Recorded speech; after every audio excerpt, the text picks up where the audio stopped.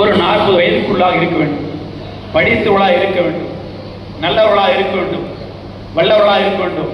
அது மட்டும் போதாது, தேர்தல் காலங்களில் வாக்காளருக்கு தரப்படக்கூடிய பொருட்களை தவறாமல் சென்று சேர்க்கின்ற கழகத்தின் விசுவாசிகளாக இருக்க வேண்டும்.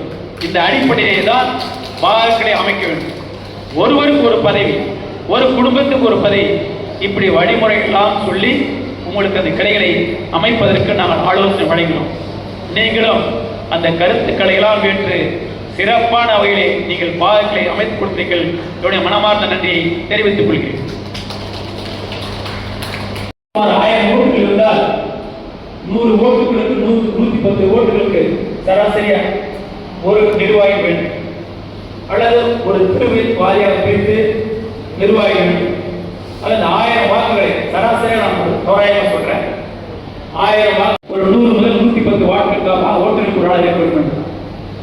அதே போலவே கழக பணிக்கோ தேர்தல் பணிகளுக்கோ அழைக்கின்ற நேரமெல்லாம் தவறாமல் வர வேண்டும்.